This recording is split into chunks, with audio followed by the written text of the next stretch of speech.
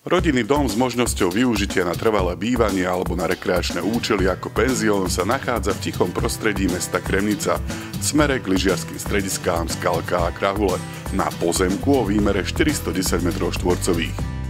Dom má 3 izby, obývaciu izbu spojenú s kuchyňou, kúpeľňu s vaňou a WC, samostatný sprchový kút a ďalšie oddelené WC.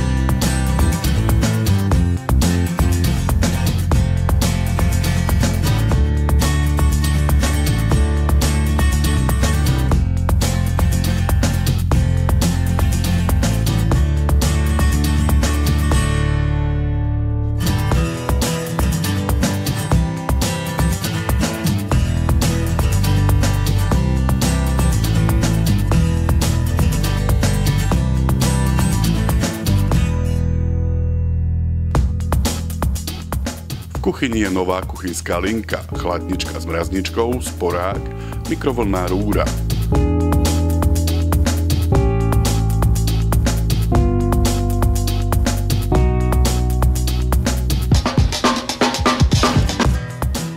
V rámci rekonštrukcie boli osadené nové eurookná, vonkajšie rolety a okrasné mreže.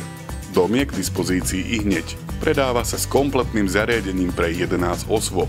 Elektronika, práčka, kuchynské vybavenie, periny, obliečky, záhradný nábytok.